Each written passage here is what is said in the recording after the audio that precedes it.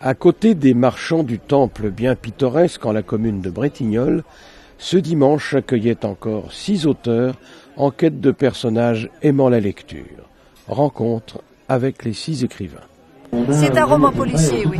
Mais à travers le roman policier, toute une étude des habitants d'un petit village, de leurs coutumes et des dissensions qui perdurent de famille en famille et qui remontent dans la nuit des temps.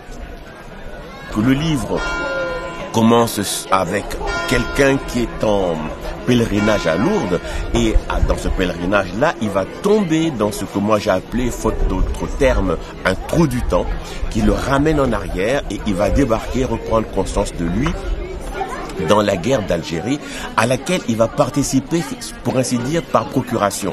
Tout ce qui va arriver, lui, il le sait déjà puisque en fait, il vient du futur. J'ai profité de ça pour mettre une petite critique, bien entendu, de la guerre qui est une chose horrible et pour montrer qu'en réalité, le mal dans cette situation-là se situe des deux côtés.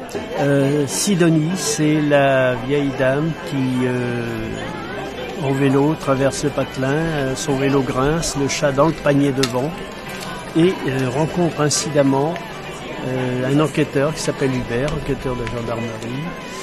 Et ils font connaissance et se retrouvent ensuite incidemment sur une autre enquête où le chat vient jouer d'une façon très naïve, vient jouer un rôle pour l'aboutissement de l'enquête, le résultat de l'enquête.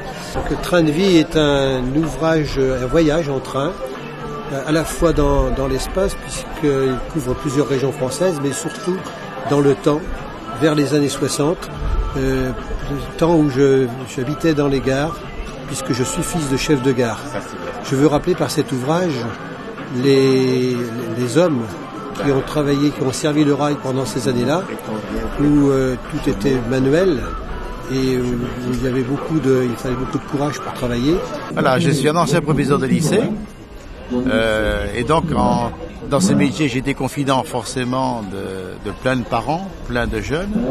J'ai rencontré plein de parents et de jeunes qui allaient bien, tant mieux. J'ai rencontré aussi malheureusement trop de parents et de jeunes qui allaient moins bien. Si bien que je me suis dit, vers les années 80, quoi faire pour aider les parents en difficulté. Quoi faire d'abord pour faire en sorte que dans la famille ça continue d'aller bien quand ça va bien, et quoi faire quand ça commence à déraper pour éviter que ça dérape trop, ou en tout cas que ça revienne sur de bons chemins. Alors les recettes de la joie sont faites d'après l'enseignement de Sainte-Hildegarde. Sainte-Hildegarde de Bingen était une abbesse du XIIe siècle qui était une grande sainte, a eu des visions sur le plan spirituel, elle a eu des influences sur le pape, elle était scientifique, une grande mystique, et elle a eu parmi ses visions, ce qui paraît invraisemblable puisqu'elle était en Allemagne, elle a vu certains aliments qui étaient des épices, comme le galanga par exemple en Thaïlande. Et elle nous apprend que certains aliments sont bons pour la santé, certaines épices sont bonnes pour la santé, certaines herbes, elle les appelle les aliments ou les épices de la joie. Des livres pour se glisser sous les couvertures après les bains de mer.